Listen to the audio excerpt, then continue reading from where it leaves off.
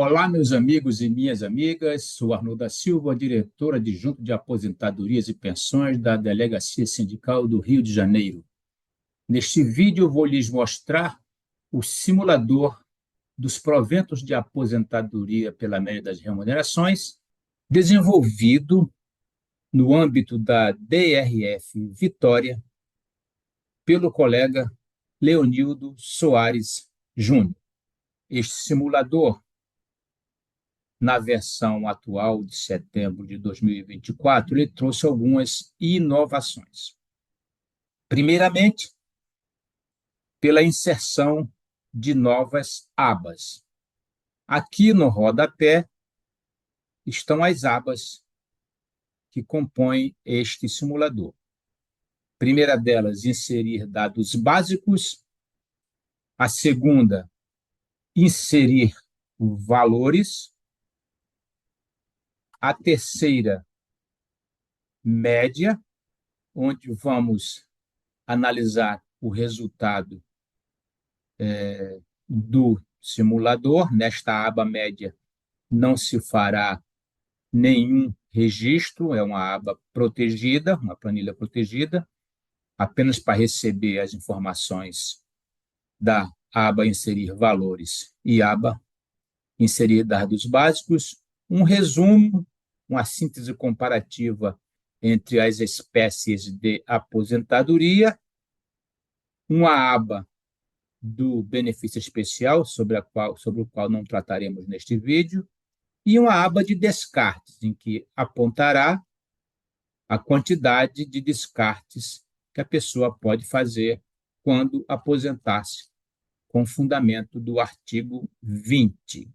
Mais uma aba FUNPRESP PGBL para os colegas que migraram para o RPC, que também não será objeto deste vídeo. Lembrando que, para atualizar a tabela, nós devemos mensalmente substituir esta coluna de índices acumulados, coluna D da aba média, e ao final deste vídeo vou lhes mostrar como fazer a atualização destes índices. E na aba BE, para atualizar, basta inserir na coluna D o valor do IPCA do mês. Como vemos aqui, está atualizado até julho 24, porque o índice de agosto ainda não está disponível. Então, vou lhes mostrar também como atualizar a tabela.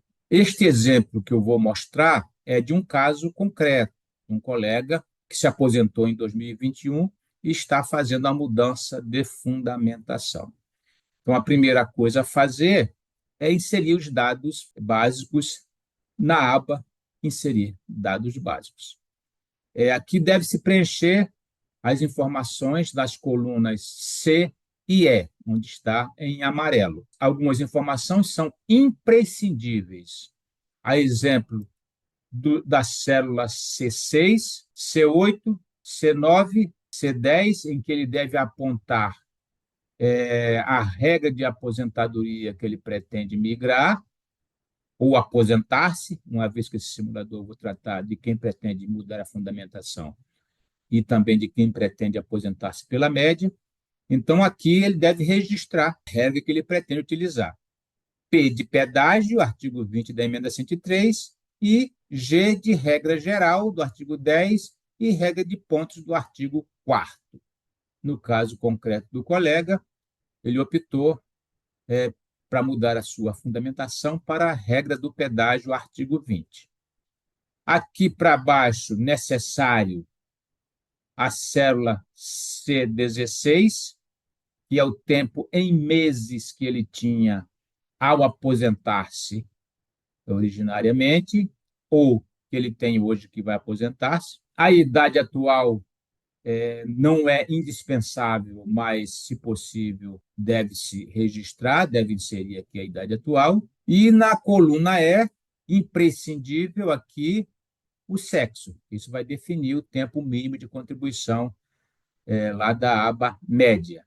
As demais informações, remuneração, teto do RGPS, bônus de eficiência e aí o percentual da escadinha, embora não indispensáveis, seria bom inserir para a gente poder fazer as comparações de aposentadorias lá na aba Resumo, Síntese Comparativa. Então, estas são as células que devem ser preenchidas na aba Inserir Dados Básicos. Na aba Inserir Valores, ele vai preencher a coluna I com o valor das contribuições previdenciárias. Lembre-se, quem está no RPPS da União desde julho de 94 deve inserir na aba, na coluna I, o valor da contribuição previdenciária, não da remuneração.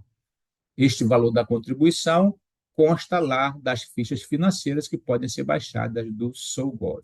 Quem ingressou no serviço público após julho de 94, que tem algum tempo de RGPS ou de RPPS de outros entes federativos, ele vai mudar aqui o regime de previdência para RGPS ou RPPSD, e ao invés de preencher a coluna I com a contribuição previdenciária, ele vai preencher nas competências respectivas o valor da remuneração, da base de cálculo sobre qual incidiu a contribuição previdenciária. E na coluna K, para quem já fez a averbação de ações judiciais que tenham interferência na remuneração, ele vai preencher aqui com os valores originais por competência que ele averbou. Então, nesta aba Inserir Valores, ele vai inserir as contribuições ou as remunerações e, se for o caso, os valores que foram averbados em decorrência de recebimento de precatórios. Agora vejamos a aba média. Como eu disse, essa aba, essa planilha é protegida, aqui não se preenche nada. Apenas vamos examinar os resultados desta aba. Aqui já traz todos os valores informados lá nas outras abas, na aba Inserir Dados Básicos e Inserir Valores. Então, aqui é somente o resultado dos valores que foram inseridos lá. E rodando lá para baixo, nós vamos examinar o resultado do cálculo. Então, o simulador vai nos mostrar o resultado para fins de tomada de decisão, seja de aposentadoria, seja de mudança de fundamentação. O que é que nós temos aqui mostrados? Na linha 423, coluna G, é a quantidade de remunerações utilizadas para o cálculo da média, que foram listadas a partir do resultado aqui da coluna H. Na linha 424, é a média pelas regras do direito adquirido, para quem vai utilizar as regras do direito adquirido, casos residuais. A linha 425, coluna G, mostra a média das remunerações. Linha 426 é o valor informado em meses, tempo total de contribuição, foi informado lá na aba Inserir Dados Básicos. Tempo de contribuição mínima é decorrente daquela alimentação lá do sexo. Então, aqui, para o artigo 4º, o tempo mínimo de contribuição é de 420 meses para os homens. Se tivesse sido inserido lá, na aba Inserir Dados Básicos, o sexo feminino, essa quantidade mudaria para 360, que é 30 vezes 12. E aqui, na célula G428, é a quantidade de contribuições, tempo mínimo de contribuições, pela regra geral do artigo 10. Quem tinha pedágio a cumprir em 13/11/19 tem que colocar aqui a quantidade de meses que ele tinha de pagar de pedágio. Isso é importante colocar isso lá na aba Inserir Dados Básicos. E aqui nas células em azul é o resultado apresentado pelo simulador. Na célula G431, são os proventos calculados pela média das remunerações do artigo 20, sem descarte. A célula G432 é o valor dos proventos calculados pela média das remunerações com os descartes. Aqui vale uma observação que esse critério do descarte aqui é o critério que é a nossa interpretação do parágrafo 6º do artigo 26, que considera todo o tempo excedente ao tempo mínimo. Então, 516 aqui, para o caso concreto, menos 420, daria 96 meses, remunerações a descartar. Fazendo esse descarte, por nossa interpretação do parágrafo 6º do artigo 26, daria um valor pelo artigo 20 de 32.447,30 para o caso concreto aqui apresentado. As células G433 e G434 mostram os proventos de aposentadoria pela média, respectivamente, do artigo 4º e do artigo 10. Então, estas células em azul é para verificar se o servidor está apto à mudança de fundamentação. Ora, então basta comparar estes valores em azul com os valores que estão aqui na célula I dos anos respectivos para verificar se a aptidão do servidor à mudança de fundamentação. Então, no caso concreto aqui, como esse servidor do exemplo, ele aposentou-se em 2021, nós vamos comparar os valores em azul, das células em azul, com a remuneração do ano de 2021. Então, verificamos que, como são valores superiores, ele está apto a fazer a mudança. Se esses valores que estão nas células em azul fossem inferiores à remuneração de 2021, o servidor não estaria apto a fazer a mudança. Então, células em azul é quanto à aptidão para fazer a mudança. E na coluna I, células 431 a 434 é o valor atual dos proventos de aposentadoria considerada a opção pela mudança de fundamentação. Nada mais é do que o valor das células em azul trazidos a valor presente. Então, células em azul para verificar a aptidão e células da coluna I431 a 434 é para a tomada de decisão.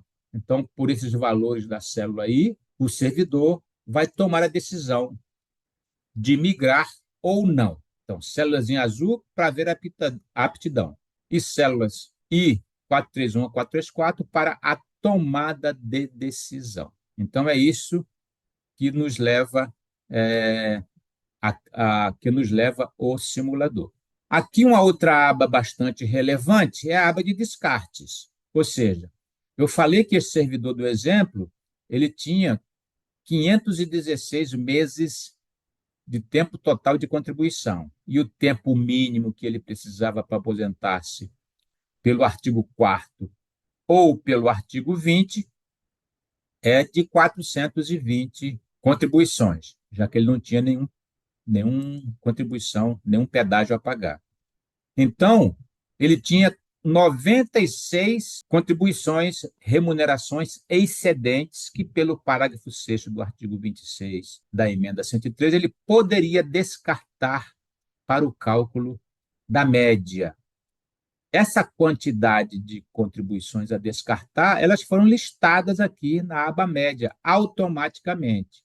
Vejam, ela listou aqui 101, como nós temos no caput, na cabeça, 5 linhas de cabeçalho, então, total, 96 descartes, conforme previsto lá. Então, aqui ele já colocou em ordem crescente, na coluna H, todas as contribuições que ele pode descartar. Aqui vale uma observação. O servidor do exemplo aposentou-se em março de 2021. Ocorre que, pela interpretação desse PEX, este servidor não poderia descartar as remunerações posteriores a outubro de 2019.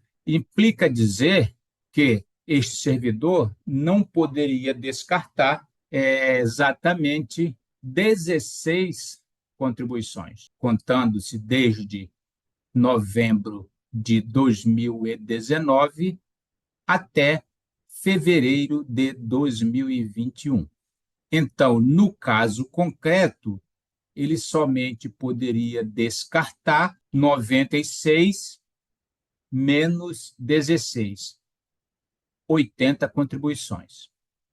Isso cria um problema, porque se o servidor solicitar o descarte destas 86, 80, menores contribuições, seguindo o entendimento desse PEX, o servidor estará automaticamente concordando, aceitando, corroborando esse entendimento desse PEX, ratificando a interpretação que, a nosso juízo, é equivocada.